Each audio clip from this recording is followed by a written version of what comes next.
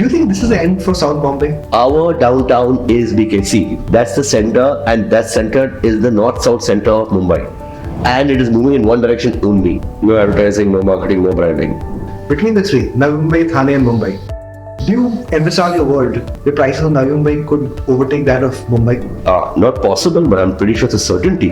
Navi will be at a definitely 1.5 to 2x. Myself included, start getting irrational on the math which I mentioned earlier. Airlines, hotels and real estate. And to a degree, entertainment. Because the glam factor. FSI. Fall sense of investment.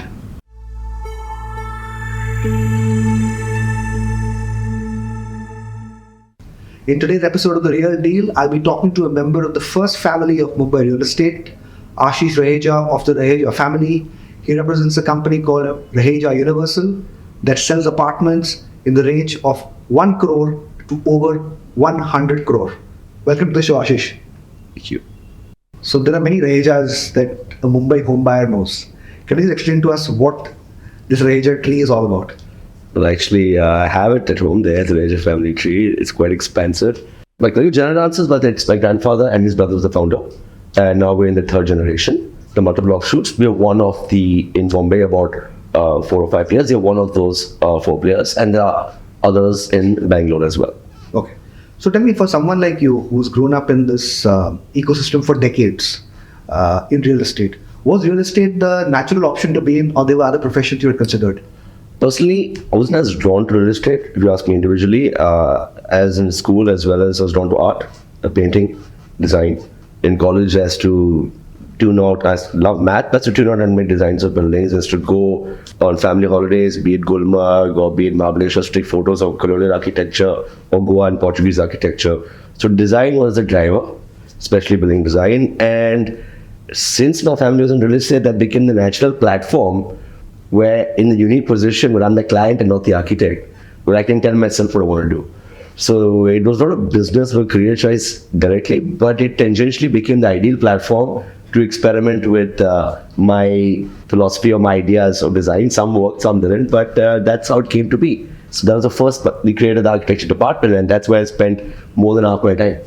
So in what year did you yourself enter this business? I graduated college in 99, school in 94, but I think I entered the business after 12th standard around 97, almost full time. Okay. And 97, 98. So that time, what sort of projects was your company? We had legacy lands, and we had mostly concentrated in, we had some in Malad and mostly concentrated in Bandra, Santa Cruz. And of course, my father was a chairman. Him and his team were pioneering it and already developing it. And as I used the earlier analogy of the design of the architect or painter, land is the canvas, and we were running out of canvas. So by 2000, I said we need to buy more canvas so that we can paint.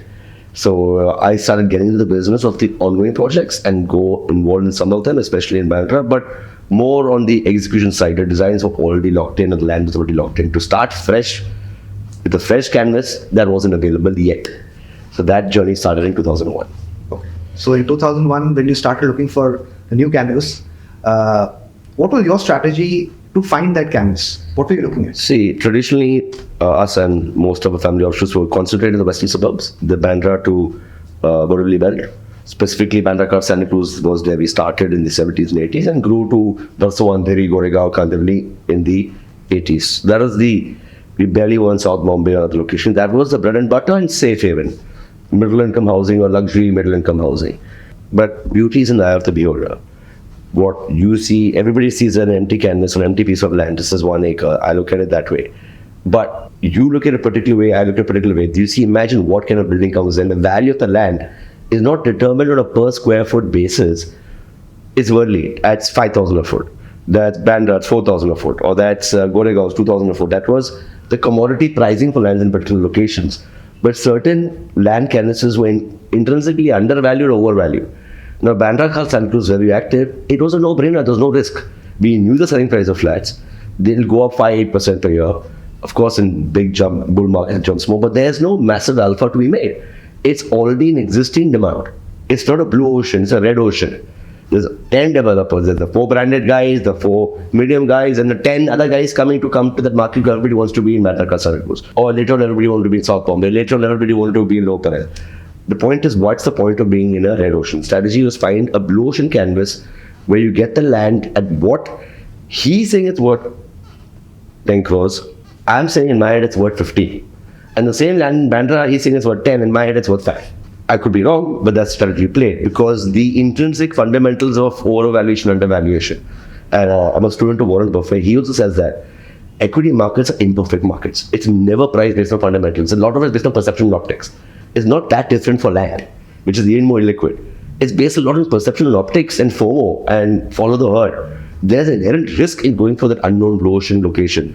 But if you're confident about it, that risk is not a real risk. If an analyst underwrites it, yes, it's a fundamental risk. But in our head, it was only a perceived risk. The actual risk was close to nil.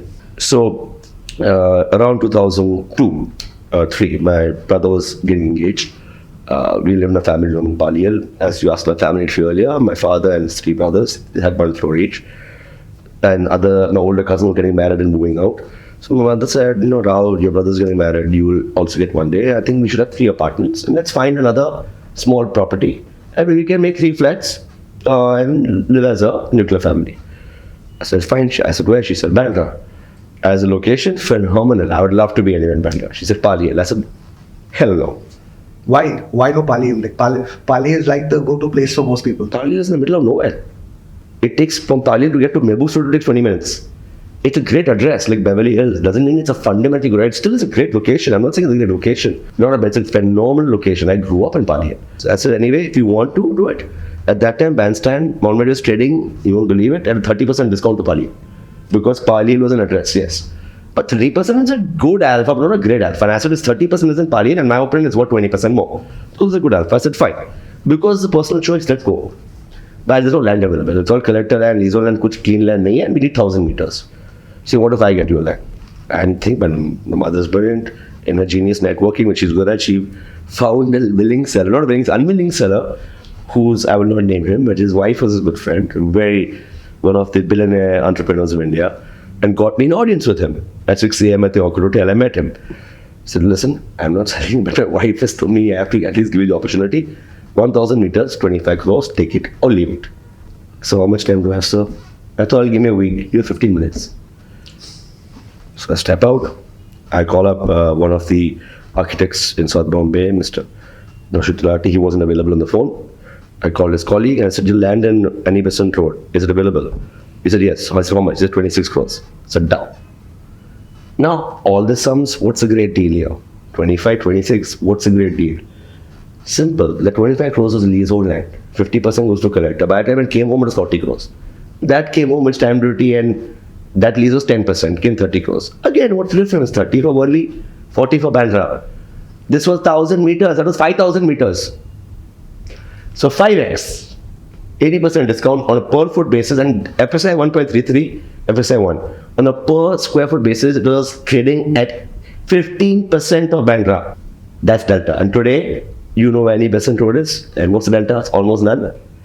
Here it's at 1 lakh, and there it's around 80,000-90,000. So this is the plot where at Worli where you have your probably I think your most exclusive project is Raheja Legends. It was a commercial location and people were valued at same as the painting canvas theory. Everybody saw office. We saw residential. And nobody goes residential because 25 male entire Worli City skyline was blocking it.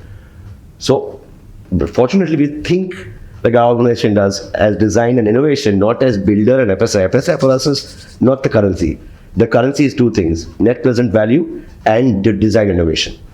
FSI just happens to be the commodity that fuels it. It's not the currency. So design innovation was start the first floor 26. Start the first floor 25.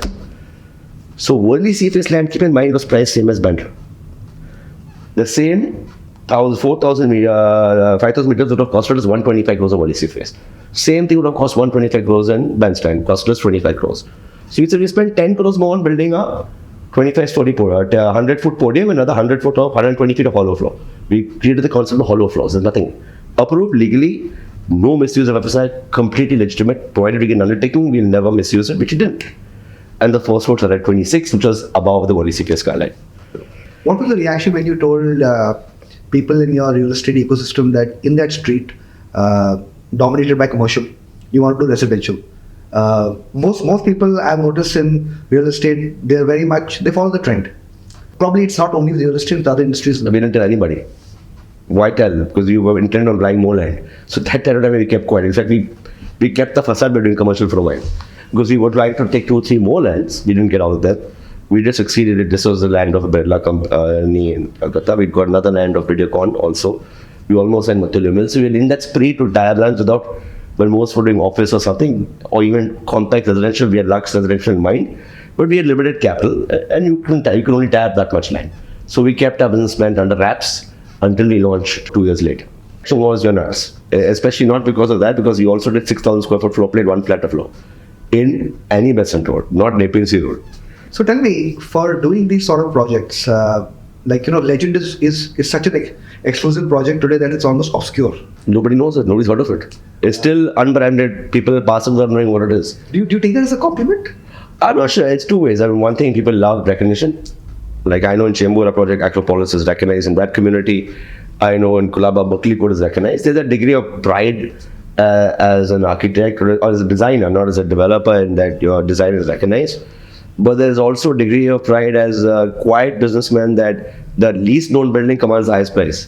Because I can see people take pictures, say outside, they say like a Loda World Towers. Yeah. But outside Legend, which commands rates of over 1 lakh per square, not many people know about it. The 1 lakh 30 is but nobody knows. It's fine. And the balance and the profit and loss is, again, forget the math. It's a matter of pride that a few connoisseurs, if you look at, let me put a different analogy. You go to New York City or London, the best Michelin star restaurants are the hole in the walls, not the big branded ones. You find those 3-star, 2-star Michelin, hole in the ground, you don't get access, you find a path, you go to some gully Gucci and you go in the basement and you found this wow, exclusive wine bar. So may I take that as a compliment. So tell me, it's connoisseur of a few, it's fine. For something like a Legend, it's got a very, very exclusive gentry. 45 floors, 12 families. Do you think, and that sort of a gentry, their view of an apartment, how different is it from, say, a normal premium luxury customer? There's 2 kinds of luxury customers. There is the one that's community driven and there is one that's privacy driven. Community driven is they want to be part of a larger picture. They want to be part of a large complex, be it Oberoi or be it Yoda or be it Vivaria or be it our own Imperial Atlantis. They like that buzz. And there's some who just love their privacy and like their own way. Neither's wrong, neither's right, to each their own. So this appealed to the private, quiet connoisseur. So tell me, for getting to these customers, their mindset, do you have to appeal to them in a very different way? No advertising, no marketing, no branding. Keep it completely quiet for this level. They don't want to be, and when you're crossing that particular segment, it's best to be, of course, at the Atlantis level of the project Imperial, you have to market and brand. But this level, we found out the minute you mark, that guy is the kind of guy, he wants to know, he's already made up his mind what he wants. He's just looking for something that fits it. He's not the kind of guy, he's made it in life. He doesn't want to be sold to. He wants to buy what he chooses. So you cannot sell to him. You just wait for him to walk in your door and say, this is what I want, can you fit it? Then you customize a solution for him, or you can't. It's bespoke. Many apartments are customized, open niche. One guy converted this 4-bedroom hall. We did another building called Rage Anchorage, where another developer also owns. We converted a 5-bedroom hall to 1-bedroom hall. So we planned it that way. So that kind of buyer just knows what he wants. He wants that space, and he will fit it to his lifestyle. Do these sort of projects go through brokers, or it's one mainly Ashish's friend who's there? It is. The channel partner network is our backbone, but it's a particular different category of channel partner. The one who understands that buyer's language. You cannot have the typical overselling. Overselling does not work with this client profile. Discounts. Tell me, can such projects, ultra luxury projects, be called ultra luxury if they offer a discount? What is discount? Now, discount is when you go to Zara, season sale 20%, 2,000 ka t-shirt discount, 16. There's a rack rate. Rack rate is 2,000. Even if you go to designer, the rack rate is 5,000. Diwali sale 20%, 4,000. But there's no rack rate. It's perceived pricing. I perceive as a designer builder it's worth 100. She'll perceive as 90. You'll perceive as 80. The data analyst will perceive as 70. The expert from JP Morgan will perceive as 50. It's a perception. There's no list price. It was not a per square foot price. Yes, you other guys, everybody published after the registration, itna rate nahi hua. But the same building rates will vary so much because each building is unique. This is what I want, this is the suit I want, or this is the dress I want. Now when you go to, I'm not comparing, when you go to Donata Versace for a bespoke dress, or you go to Manish Malhotra for a trousseau, there's no discount. They didn't like, मुझे तो budget 2.5 lakh है, ठीक है ना? Discount applies when it is commodified. So in terms of pricing, what did you start Legend at when you started? I think the first apartment sold at reasonable 9 crores, which at that time translated to 15 or 18,000 a foot. And that was around 2006 or 7, I'm not sure. And the last transaction was about 7 years later at about 45. Okay. Away from Legend, there's one other project that you've done just close by, Atlantis. It's sort of gotten overshadowed by what Lodha World Towers has done in that market. I think Lodha's done a brilliant job. He came in and totally transformed the location and did very well with it and did a phenomenal job. And he had risk appetite and execution skills, hats off to them. In a small way, we went, but to our credit, we went before that. So just when you went over there? We went in 2003. Everybody else came in 2006. There was one guy before us, and credit to him was Phoenix. But that was the Phoenix Mills had their own land and they did a good job. But it was an unknown location. Videocon had planned compact apartments, Worli Naka. And there only was a community. But there was basically, Bombay was a U. There was the elite Soha as the south of Ajali, which is Nepalsi, Malabar, Altamont Road, and the suburban elite, which is Bandra to Juhu. And in between, there was nothing. There's nice, beautiful communities, Dadar, Sarai, and Madala, but they're established communities from the British era, designed as estates, all town planning schemes. There was no massive scale project. They're all good, decent communities. But these are the two elite, and there was nothing in the middle. And it's odd. Ironically, the middle are the best series, and the best connectivity, and the best proximity to new infrastructure. So, in our quest, we identified few locations, one of them being Kalina, Chembur, and Worli. The other one in Worli we took at that point of time, and we said closest to, as I said earlier, closest to ceiling. Now, at that point of time, it didn't mean anything, but we believe closest to ceiling is very important, and closest to ceiling also means closest to BKC. So we took a land called Videocon land, which is about 200 meters off Kondi Naka, planned as 2-bedroom halls. We, in that time, it was just the beginning of the central Mumbai boom. And it was planned as 2s and 3s. We took over the project and something triggered. And I spoke to my family, my sales team, my seniors, my brother, myself, and my father, and we brainstormed. I said, what we don't do well is commodities. What we do well is relative luxury. So we said, look, we cannot do well. We're not good at this. And everybody's got their own segment. This is not our segment. Toyota makes more money than Mercedes in some ways. But we couldn't do it. So we said, okay, let's break the mold. Let's do all 4 pages. So there was 2, 3, 4, 2, 3. We launched it, and the pricing that time was on saleable. Data carpet was not there yet. The saleable was about 1.5 times carpet. And there were 3 projects launched at the same time. There was one in well done Ashok Towers in Parel. There was Planet Godrej in Satrasta, and ours in the. And all 3 had the same thing in common. They had 2 to 1/3 proportion, and all 3 same size. Give or take 5%, it was identical. No differentiations. And ceiling wasn't there. So person would evaluate all in some degree of comparative. There's no differentiation. And they launched at 4,500, we launched at 12,000. That's a bit nuts, right? We scrapped our launch. We sold about 10 apartments and paused. Converted all the 2, 3 into Jodis, redesigned it as 5s. 4, 5, 4. We launched at 18 and was sold out. What is that made that? Because a guy from the aspirational next gen, 35, 40-year-old guy who's living with spells in APC Road, and to buy a 1,000 square foot 2-bedroom, 3-bedroom wall carpet, or 1,000 square foot sellable 2-bedroom, he has to take out 10 crores, and he'll run out of space in next 5 years because a family will have 2 kids. At that time, he probably had 2 kids already. I said, what am I getting? And it's a 30, 40-year-old building with no amenities and most probably view blocked, unless it's Urvashi, one of those top buildings. So then it appealed to that demographic. We said, okay, I'm downgrading. I think Worli is an upgrade. But at that point, I'm getting this design, lavish, that point of time, metal-clad building, 4-bedroom, all decks, all sea views. and my size of 2,000, 3,000 square foot sellable. I'm actually going to live in better conditions than my parents. One of the undermentioned projects about your company is a fairly sizable project in Chembur, Devnar.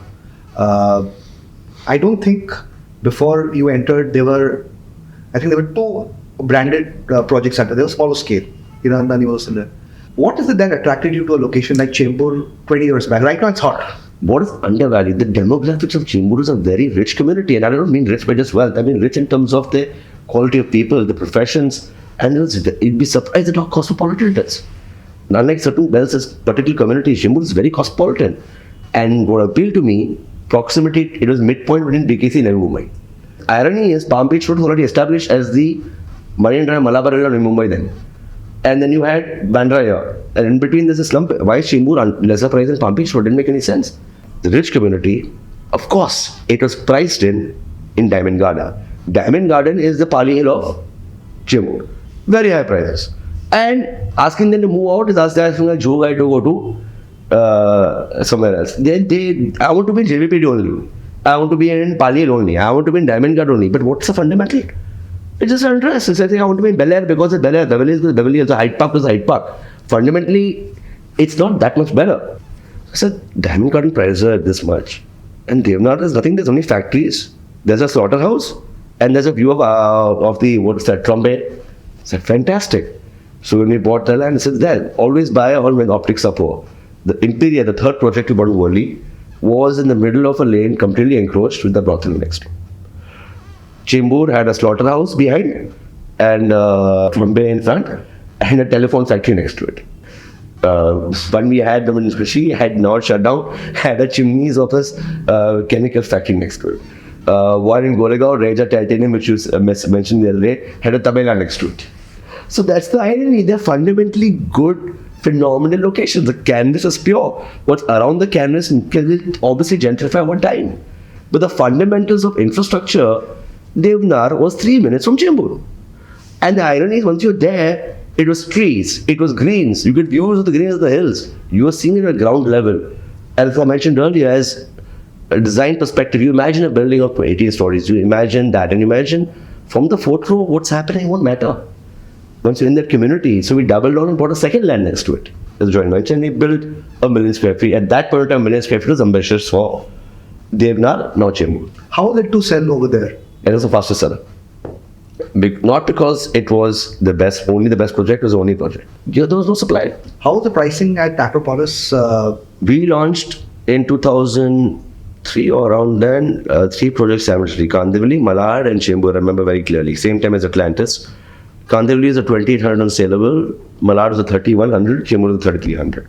By the end of the cycle, Kandivali stabilized at around 10,000, 8,000, 9,000, 10,000. Malad at 12, 13, 14,000, and Chembur stabilized. And on carpet, now the stabilized value on carpet, Chembur is at 40. In terms of, if the Sensex goes up 2x, the stock that goes up 4x matters. The rising tide raises all ships. So the average Mumbai may have gone up 2x, but Chembur went up 4x. So, Ashish, one of your projects has made an appearance on our show a few weeks back. Governor Jumeirah of Jumeirah, I asked him the question that if he wasn't staying at his current Juhu residence, where else would he like to stay in Bombay? He highlighted one building of yours, which I don't think is commonly known, barring the small circuit of Worli, Raheja Anchorage. And there's a Dhawal, and I must thank him. That's a huge compliment. Another developer saying he wants to stay there. And probably many members of my family will agree with him. Because we had this debate, why aren't we moving to Anchorage? And I said, no. If we move to Legend or we stay in Bandra, I don't want to go to Anchorage, but that's a different... Why not Anchorage? What? It's a pet peeve. It doesn't make any sense. It has nothing to do with your viewers. I don't like curves. It's a beautiful curve. I like straight lines, very geometric. That's a personal OCD.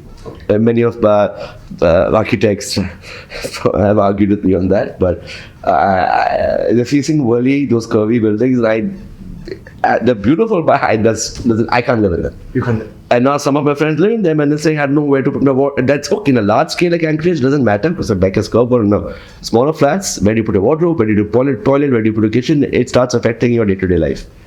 But for me, it wasn't that. For me, it was just like angles, right angles. That aside, it's in terms of quality of life, it's one of the best buildings we've made. That category, the two others, Buckley Court, we did in Cooperage, Kulaba, which is 25 flats, 7 flats, which we did our partners, Bojwanis. 1 Altamont Road, which we built with our partners, Gowanis. 33 floors, 11 flats, 8,000 square feet. Anchorage, 5,000 square feet. We were doing that 5,000, 8,000, 10,000 category. People who follow me know I'm a big fan of Buckley Court. Buckley Court, probably, yeah, it's one of the best designs. Do you think it's probably would you rank it amongst the top 3 most aesthetically Most people would agree with you, and so the fees. Curves. It's got curves. Okay. So that thing has the same problem as Anchorage. It's a triangle and a curve. It's aesthetic to everybody, but 1 Altamont Road, rectangle, legend rectangle. Now, one unique thing that has come by now, it's very common in terms of design, that now it's common, but if you talk in 2002, 13 podiums, 10 podiums, people would look at you and think you're mad. And it wasn't done to extract FSI, which we care about, but not that much. And it wasn't done to get some ridiculous one parking. And one thing in mind, the first habitable floor should also be a CE. This is Raheja Legend, right? All Legend, Buckley, Altamont, Anchorage. All of them, the first habitable breaks the line. That was the whole idea. Buckley starts at 11. 1 Altamont Road starts at 11. Anchorage starts at 6. And Legend starts at 25. Atlanta starts at 11. Okay. Common now, not so common then. So we've spoken about many of the projects that have done well. Which has been the project you think has underperformed sharply for you? For example, Raheja Tipco Malad, did very well on top line, Malad East. Fantastic location. But we went overboard in the construction cost. We went to the LLT, the cost was very high. We did a lot of innovations, but we did my one, we did fast construction, but we sold too quickly. And we constructed after. So we actually we made less money because we worked on reverse inflation. You sold at 2004 prices, but you built at 2006 and 7 prices. So that, in terms of profit and P&L account, that was not a good example, but it got us a name and got us familiar with the market, and that paid off later. Similarly, Raheja Empress, unknown. It was predecessor to Atlantis, Legend, etc. It's Prabhadevi. This is going back to even earlier, 2001. Prabhadevi, 2003, we will do only 4 bedrooms, 3 bedrooms, and it did well.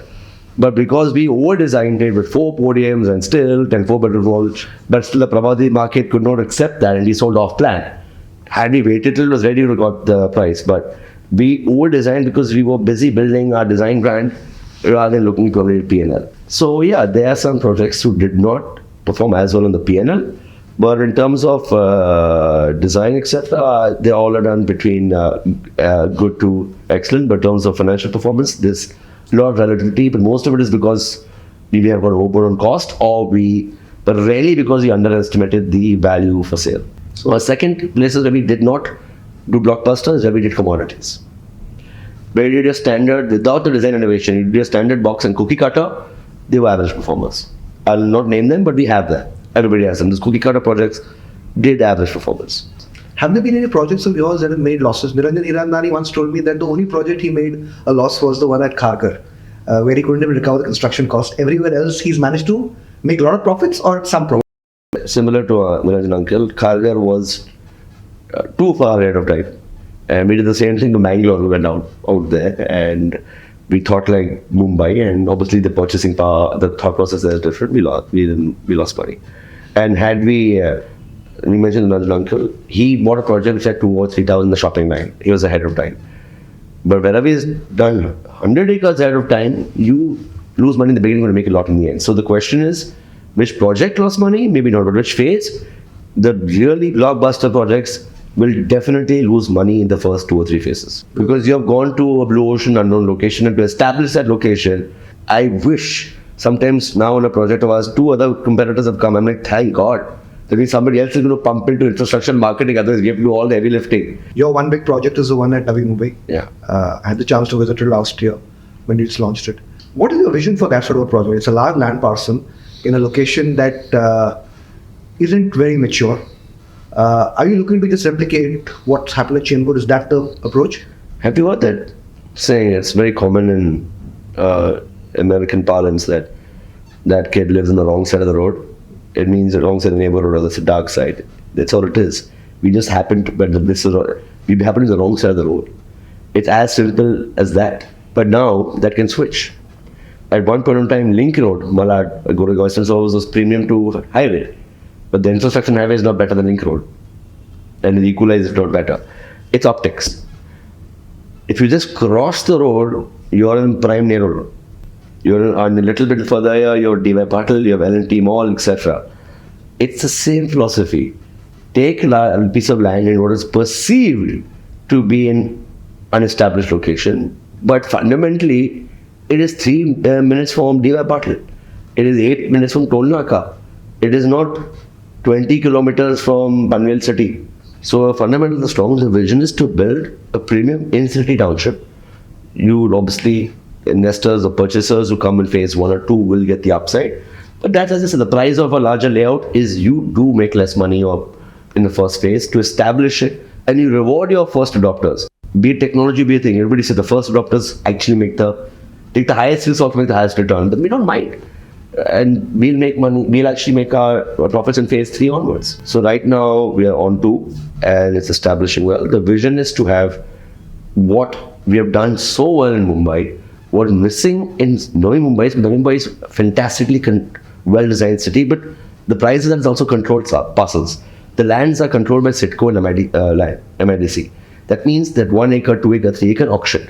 There's no integrated township in city. Yes, the beautiful townships coming up in Panvel and Naina, but in the city there's not. So that project of yours, what's the overall end game? I think when I last visited, the plan was to have about 20 odd residential buildings. Is there going to be a commercial element? Mixed use. It's going to be commercial, retail. But currently it's going to be 5 worlds. There's the living world, which is residential. There's a business world, which is offices for sale and also leasing. There is the retail world, which is having high street shopping, not a mall. There's the experiential world, which is going to be a country club, a downtown with restaurants, etc. And we're putting up 5th, which is the nature world. We're putting up a big central park or district park with restaurants, F&B, a very mini version of New York Central Park, which will add to the nature experience. One of the undermentioned facts of MMR real estate is that Navi Mumbai prices have actually exceeded prices of many micro Mumbai markets. I had the chance to visit the L&T project in Seawoods. That was sold out. Phenomenal project. But then the lady who attended to me at Seawoods, she said, sir, at your same budget, we have another project in Powai. You can buy that. So that thing gave me an illustration. Same brand in Navi Mumbai was turning out to be as expensive as Powai. It's like, this is not New Jersey, guys, or it's New York. This is Navi Mumbai. It's actually a notch higher in terms of infrastructure. You go there, you walk on the high streets, and people you talk to, it's a whole... People in Mumbai don't even understand the difference between Vashi, Sanpada and Panvel. No offense, but where is it? Near McDonald's. There's McDonald's. McDonald's halfway to Pune, man. They're working to which McDonald's? The one, जब खंडाला जाते हैं उधर है क्या? I said, what are you talking about? It's 3 minutes from Toll Naka, there's 30 kilometers from Toll Naka. It's the difference between Loper and Mira Road. I mean, both are great, but that's the distance. So the perception of Mumbai towards Mumbai is very different, but the guys living there are smart, like Thana. People who live there know what it's worth. People living in Mumbai know what it's worth, but now both of Thana and Navi Mumbai are primarily migratory satellites. They're not satellites anymore. Now they've got their own economies. Now, Kalyan's become a satellite to Thana and Panvel's become a satellite to Navi Mumbai. These have become now quality extensions to Mumbai, and Thana is at places higher prices than Mulund and Bandu. It's a premium to Bandu. Similarly, as you mentioned, Navi Mumbai is at premium to certain elements of suburban Mumbai. Between the three, Navi Mumbai, Thane and Mumbai, do you envisage a world in the not so distant future, maybe 20 years from now, where prices in Navi Mumbai could overtake that of Mumbai? It's hard to imagine. Let's go back to 2002. I'll take a few minutes. Uber, Kaf Parade, Borivali. 2005, Kaf Parade, Borivali. Andheri, Andheri. 2008, 2009, 2000, go on, and now, 2023, equalized. So in hindsight, it seems normal, right? Today in foresight saying in 2040, not 2035, not possible, but I'm pretty sure it's a certainty. Because ultimately, property price is not just a function of what you are ready to buy for and what I'm ready to sell for. It's a function of how it affects your daily life. Kaffarid is a great example. It was a phenomenal quality of life. Mr. Maker did a phenomenal job, but ultimately all the offices, jobs, schools, hostels all moved to Midtown and BKC. The mainland Mumbai is where all the futures will come. The centerpiece being the NMIL being executed by Navi, and connected to the Trans-Harbour link. You have the Vashi link, the massive amounts of land, connectivity to Pune, the number of infrastructure being put in Maharashtra, the maximum amount is being put in the Navi Mumbai area. And infrastructure goes, housing and office, jobs follow. Where jobs go, housing follows. Where housing follows, social infra follows, like schools, hospitals, malls. And then that cycle is complete, the premium upside comes. The first most big advantage with downstream, yes. As I mentioned, where did Bypass start at 4,500? It was a discount to Bandra. Now they're trading at almost half of South Bombay and 2/3 of Bandra. So I'm not saying it's going to beat Bandra, but I'm saying relative to its suburban counterparts, NUM will be at a definitely 1.5 to 2x. You're saying Navi Mumbai will be... To its suburban counterparts. Its counterparts means equivalent counterparts. Let's keep Bandra Prime as an exception, Worli Prime as an exception, you can see these exceptions, Warsaw Prime is an exception. But the counterparts, if you compare equivalent Vashi to Bhandup or to Ghatkopar, yes, there'll definitely be a premium. Vashi will definitely be a premium tomorrow by more 50 to 70%. I'm talking about 2035. You refer to Mud Island. I had shot over there a few months back for another of my shows. Do you think that's a call by you that went right? I think that's my parents, my father. He did source that land along with his family. We have taken the legacy forward, and the first innovation there was it was traditionally considered like an Alibag or a bungalow destination. We went to Miami, where we saw even the weekend homes in Miami are vertical towers. The project called Fisher Island. Fisher Island is 2 kilometers away or 1 kilometer away without a bridge from South Beach, Miami. South Beach, Miami is equivalent to Warsaw. Fisher Island is equivalent to Mud Island. The irony is we saw Fisher Island prices were commanding a 50% premium to South Beach because it was an island. Here, of course, that's the Americans and Oprah Winfrey's house there. It does not work that way. We need the bridge. So the vision was one day it will be Warsaw. And with that in mind, in anticipation, we started doing high rises, 12 stories, 20 stories, now 35 stories. And that vision is playing out. And I think that is one of our company's great legacies. And the turning point of the legacy being when the bridge finally starts work. So, of course, that bridge has been a long wait. It finally seems to have got a big push a few weeks back. Does that change the game altogether for you? Totally. As you said, in Indians, there's a sense of information or infrastructure fatigue. We hear, ho raha hai. It's like, the building aa raha hai. So it's there. And it's a reality of our Indian condition for all of us. But two things have changed.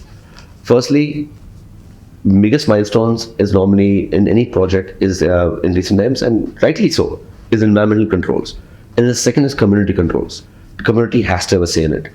In this particular case, and the third is how much the government wants to champion it. Here, the community has given its approval.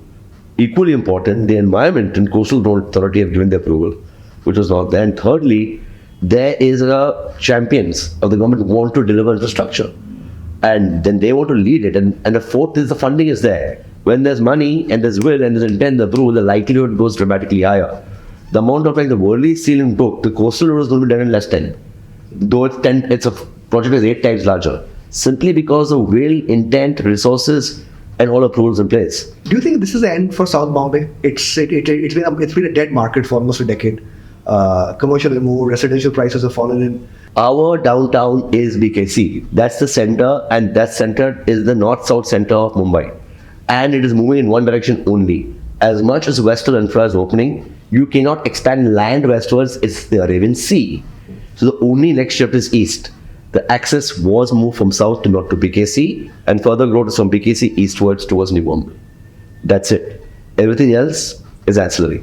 South Bombay has got legacy communities, but largely it's already moved to Midtown, which is very rich cultural life, great sea views. The advantage of Midtown Worli is, unlike Bandra, Khar, Santa Cruz, you get the larger developments, not that much congestion, sea views, great social infra. Yet you can get to BKC in time. And no one's asked me, can I get to Navi Mumbai point in time? They all ask how far is from BKC or lower. But south of Haji Ali, the super elite are there, but it's cut off from everything else. Even with the infra, a friend of mine asked, dude, Marine Drive, let's see. I said, yeah, Marine Drive now has a potential upside. He said, why? Because you are now Bandra South, because Coastal Road is coming. It is no more, we need to get to you. You are Bandra South. So that's your advantage. So it's Bandra, and there's Bandra and there's also. So basically, South Bombay has a future if it repositions itself in the audience. As a cultural center, it is gorgeous. Let's not take away South Bombay's advantages. It is culturally beautiful. You go to Khala Goda, you walk the streets. It is reinventing itself as a food, beverage, and cultural location. The architecture of South Bombay can never be replicated. The BMC building, VT, Asian Institute, all that is phenomenal. We'll go there for restauranting, people will live there. But I don't see it other than the finite market moving there. And they have rich community life, be it Bombay Gymkhana or CCI, they love it there. But they don't represent more than 5 or 4% of the market. Everything else is North really. Do you anticipate a phase? Just when you mentioned you studied, you passed out in 1989. That time Malabar Hill was Malabar Hill. The Pepsi Road was also as premium. Do you anticipate a world in the next 10 years where prices, say, of a Malabar Hill would be on par with a not so premium suburb? Yes. A premium suburb, but not so premium. I see Versova catching up to Malabar Hill. Again, infrastructure. Bandra Versova sea link. Versova will be a beautiful community, great views of the ocean. Versova will be just 7 minutes further from BKC. And why I'm saying Versova? Because it's at the coastal road exit. As I said, buyers are looking at not just infra, but the micro data. You may say Juhu is better than Versova, but it has no exit. It has exit at Juhu Kolivada. Between Juhu Kolivada to Versova, there's nothing in the middle. That means you'll get stuck in traffic on Jutarno. But if you live in Versova, Satrasta, you can reach Bandra faster than you'll reach from Saya. You will reach from Versova close faster than Bandra than you'll reach from Khar. Sounds ridiculous. Versova is closer to Bandra than Khar. So that will be one suburb I see potentially that will outdo Marine Drive or in Malabar. Malabar will last more than 10 years because it's got the super elite. But the rest of it, like Bandra Prime will definitely beat South Bombay Prime. Similarly, suburban next rung, second rung will beat South Bombay second rung. A decade ago, you were on the cusp of doing an IPO. Do we see you do that in the medium-term future? I could be wrong, but I believe real estate intrinsically is not a listable industry unless you have sustainable, predictable revenues. And predictable revenues on a quarterly basis, which is only a few rare breed of really good developers who have got landmarks that can last 20 years. Anything that's a 3 or 4 year cycle, your quarterly analyst will kill you. And when you go for a second round of funding or a QIP or an FPO, you're going to get slaughtered. And the bad downturn and you get a bad May. Actually, at the industry level, real estate is probably the most poorly perceived industry. Common public का view है सब industry हो रहे how do they? I'll give you a simple example. The first cleanup of the last decade started in 2012. What we call innovation, you asked me about design innovation.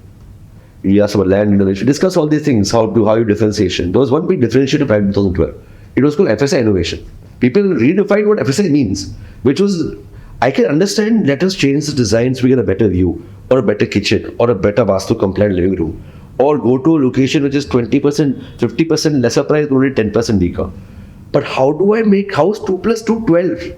वो math मुझे समझ में नहीं आया. And that is where we started losing ground.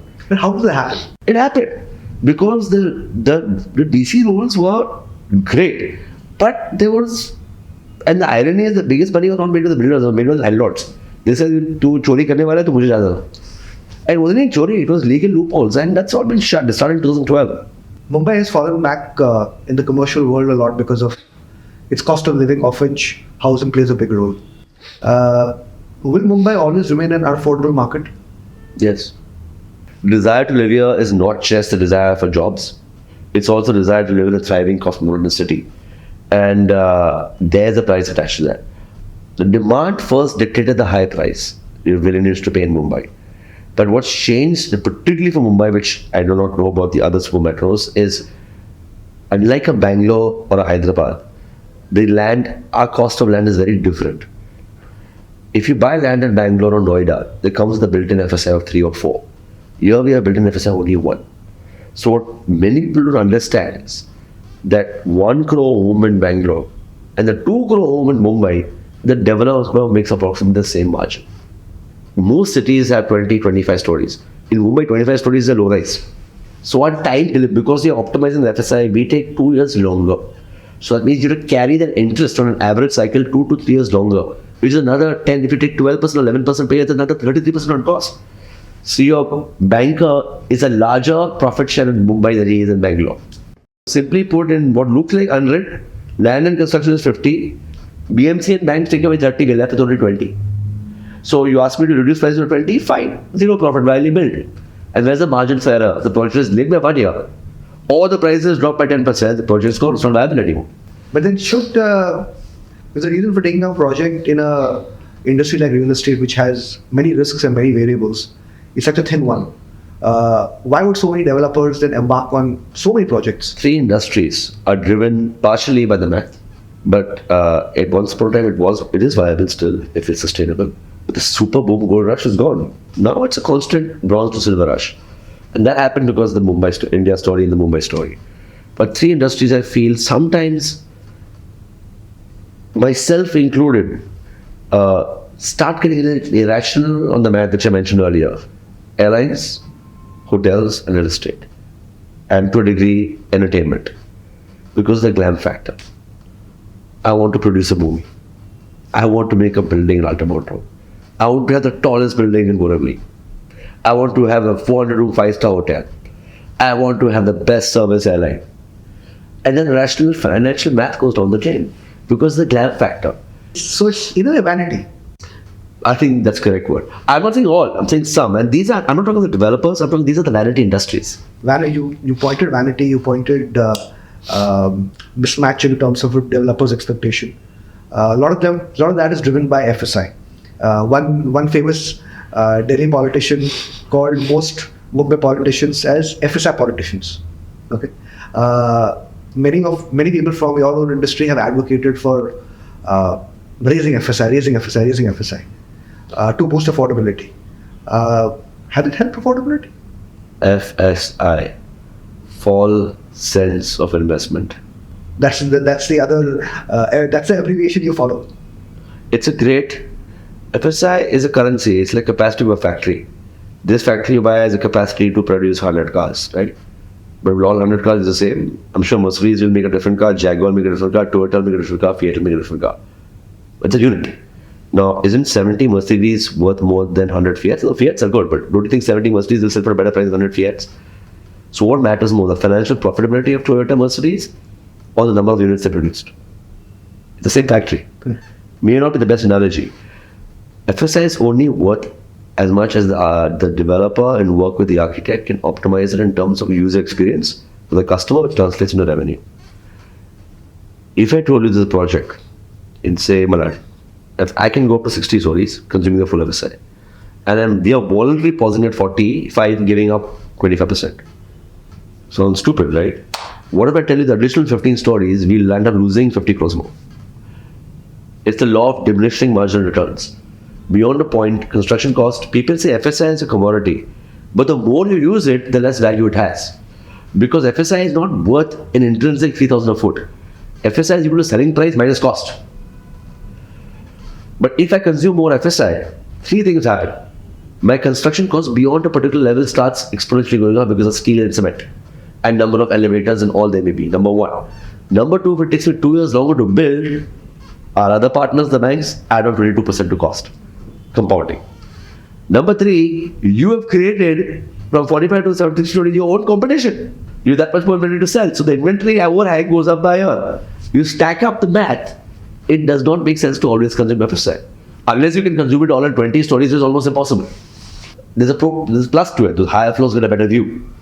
Do the math and every one does not paint all. Now, for example, you tell me Carter or Bandra, it makes complete sense to use the full FSI.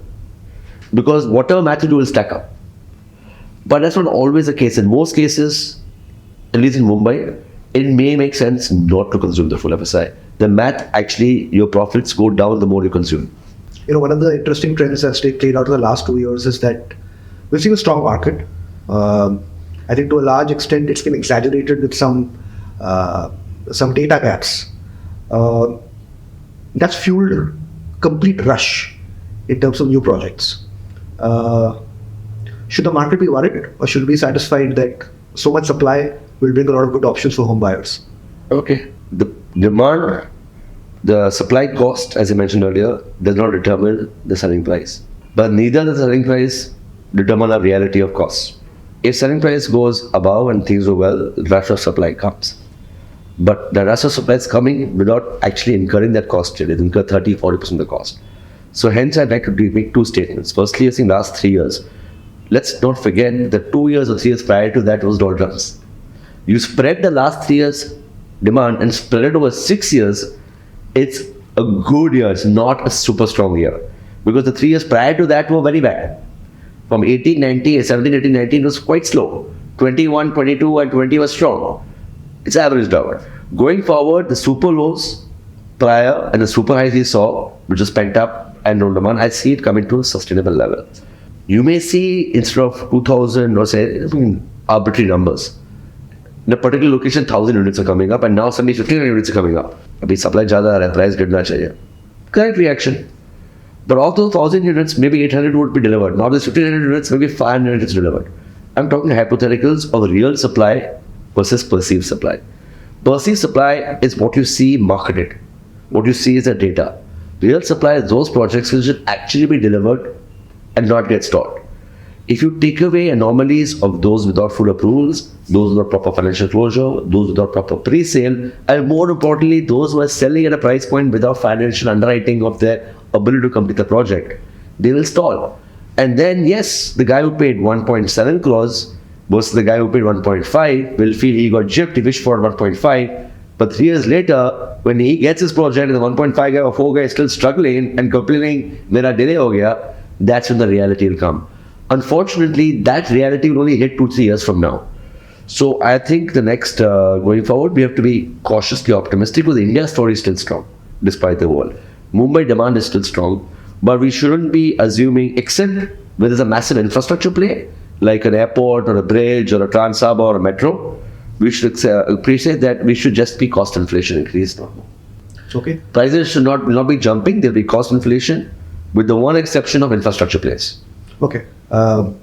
Cost prices will not rise. I think that's a consensus view. Prices will not rise. Cost inflation, that much, 3-4% better. Should we expect a price drop given this sort of Yes, perception, yes. There will be customers looking for bargains because developers will start in a year from now giving discounts, and that will drive most to offer those discounts. And some strong developers will say don't buy it, they'll wait. Those who can afford to wait will wait 6 months more, because those who do drop, as I mentioned the earlier example of 100.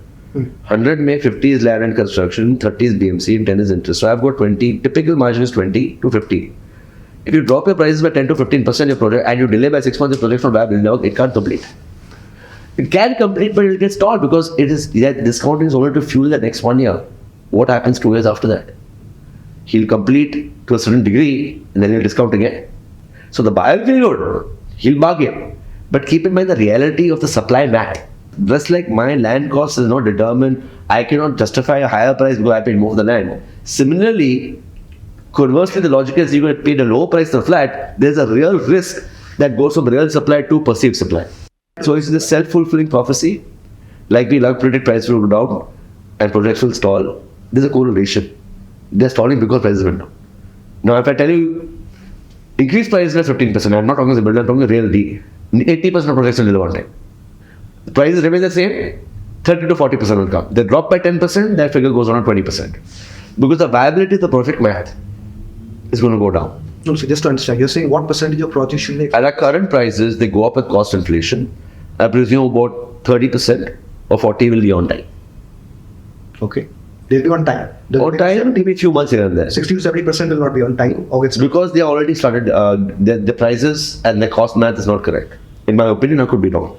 Number of projects or number of units. However, if the prices drop, say 5% or 10%, that number goes down from 60 to 80. Because there's no skin in the game. These are just, I don't have the full data, this is gut. But the math is simple. The 20% EBITDA math is simple. If you drop prices by 10, and if the builder cost goes up at 10, there's no skin left in the game, there's no equity left in the project. Typical expected margin is 20% is what you should underwrite. But as I told you earlier, instead of taking 20,000 for, they took 20,000 for, 22,000 for. So margin wasn't 20, it became 10. On paper it was 20, but actually really it was 10. Because after the cuts expire, yet logically you should pay less for land But the redevelopment bidding went higher. You know this, you agree? Between 21 and 22, has the redevelopment gone lower or higher? Higher, much higher. After premiums have doubled. So here's the logic. My premium has doubled. So therefore I should cut back and my bid by instead of 40, I should give 30%. No, let's give 50 instead. Have prices magically shot up. The expectation of prices have gone up. So the underwriting has gone wrong. So how are the prices correct? But the buyer say, I can't afford it. Prices will correct. Product will stall. Cycle starts again. Real supply, deliverable supply cannot afford to reduce prices. I'm not saying they should make super profits. But it's completely fair. A businessman makes his fair margin for his effort and his risk and his entrepreneurship. 20, 22, 23, 25. It's not that great. 15, 17. But you can't ask him to work on 5 and 2 and negative 3, no? No, agreed. Regarding one key market, it's a very glamorous market, you alluded to it earlier, Bandra. Tremendous amount of redevelopment activity across Mumbai, in Bandra as well. Looking at the offering so far, it seems high-end, luxury. Do you think we could see in Bandra Khar what you saw at Lower Parel 10 years ago? Morley 2.0? Yes and no. Bandra, as cosmopolitan it may be in its nature, migratory, its catchment demand is Bandra Khar, Santa Cruz is Bandra Khar, Santa Cruz. Not even Juhu. Juhu will only stick to Juhu. Andheri will stick to Andheri. Worli will barely come to Bandra. So the demand is finite. Now in that demand, you're targeting the 10-20 crore segment, it's finite. In Worli Lower Parel, fortunately had far more leeway. And even then it took 7 years. That to having 4 crores to 40 crores. So I see this is going to be a little bit as challenging as the Worli Lower Parel cycle, but different in nature. Would you be more worried about Bandra Khar, Santa Cruz versus Lower Parel? Because while you said the range is from 4 to 40 crores at Lower Parel, but it had a very consolidated bunch of developers operating there. Bandra Khar, Santa Cruz is very fragmented. So there you have maybe 7 developers, 8 developers operating in mega projects, holistically planned, parking infrastructure, etc. Roads got widened. And as I said, the target, it was 2 advantages, 4 to 40 crore segment, and target market was Bandra to Kulaba. So here, unlike there, one project stalls, 1,000 flats get stalled. Here, one project stalled, 20 flats get stalled. That's the good news. The stronger guys are the ones who have taken or may have been over, but this is complete to keep their brand and reputation alive. They may even take a lesser profit or maybe even a loss. So I see it will get delivered. The ones who have strong developer backing. But I'm not seeing as a greatly profitable profit for the developer. But those who have overbid, some of them speculatively so, they will be stalling. And when the stall projects happen, either because of overestimated sale price or are not getting that degree of sale as they expected. Because the last 3 years, and as I said last time, everybody's become a hero. What I sold at 10, now I'll get 12. What I sold at 80,000, now I'll get 1 lakh. I'm a hero. Boss, the past does not dictate the future, and neither does the future dictate. It doesn't work that way. The present is what we look at. Just because Chembur, Acropolis is today selling at 9 crores, I cannot do it again at 9 crores. That's a community. So that falsity has to be removed. The reality check will come. The bad news, as I said, I'm seeing maybe 60% will stall in the Bandra Khar Santa Cruz belt. The good news is it won't collapse the entire project because it will be fragmented. There's a perception in many quarters that because of so much supply coming in, Mumbai might be setting the stage for a price war. Do you agree? Yes, for sure. This will be a real price war. It's going to be like a price tug of war. Okay. So you, as I mentioned earlier, there's your perceived supply and your real supply. Based on my math, it could be wrong. If 100 units is your perceived supply, 30 is the real supply. That means 70 is the non-deliverable supply. So a tug of war is going to be between the 30 and the 70. The 70 will get weaker, the 30 will get stronger. So if the price today of a 2-bedroom was 1.8 crores, hypothetically, this guy drops from 1.8 to 1.5. You'll expect him to drag it down, he'll stay at 1.8. Because he knows if he drops to 1.5, he cannot deliver the project. As I mentioned earlier, the typical margin is 20%. If you drop your price by more than 10, there's no project that's that viable. He is just selling at that price because he needs to pay his monthly cash flows. Labor, contracts, vendors, bank, interest, and next month dekha jayega. Let's load it to the balance inventory. But it doesn't work that way. If you go from 1.8 to 1.5, you can't assume my remaining inventory will go to 2.2. That's not how reality works. You can make those adjustments on your Excel worksheet. But 30% guys will say, hey, 1.8 is my break even. I will service it, I'll find a way, but I'm holding it. But once I drop to 1.5, forget 2.2, I'll never come back to 1.8 again. He'll hold still. He'll maintain the project sustainability. And the minute he goes 1.5, you think all his friends and say, mujhe bhi 1.5, 1.6 mein chahiye. He'll keep increasing losses. Then, like, let's think about a cricket game. Cricket mein, I have to hit 200 in a 20-20 game. I hit sixes in the beginning, they can afford to take ones. But if I keep hitting average ones and twos, and now the last 5 overs, I'm going to hit sixes for all 30 balls. Is that possible? Or I lose the game. So the backloading their pricing by selling earlier, cheaper, you will get into trouble. Much like in a cricket match, you have to start in a 20-20 game. It's not a test match. You have to start hitting. You hit a run rate of 6 or 7. You get a run rate of 3 or 4. You're finished the last 10 overs or last 5 overs. We'll wrap up this segment. Coming up next is the fun segment. The first word that comes to your mind when I say builder. Let's take a The best real estate project in India according to you. TLF Gurgaon. The one quality needed for a builder to succeed in India. Foresight. What's the first word that comes to your mind when I say these company names? Godrej Properties, Top line scaler. Oberoi Realty, Quality in scale.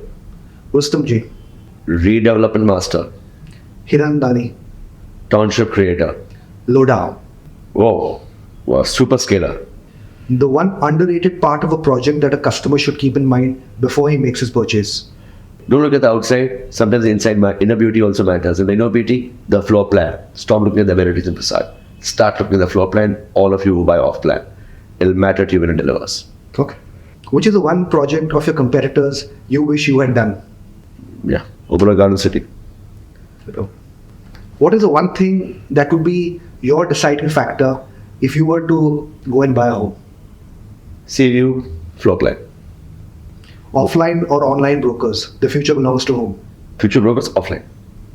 The percentage will change, but they're there. In terms of architectural style, the style that fascinates you the most? Miami, blues and glass. The best architect in India according to you? Me? Outside of here. I can't answer that. And my final question, your personal preference, a penthouse or a mansion? Penthouse. On that note, thank you Ashish for coming on and all the best for your future projects. Okay.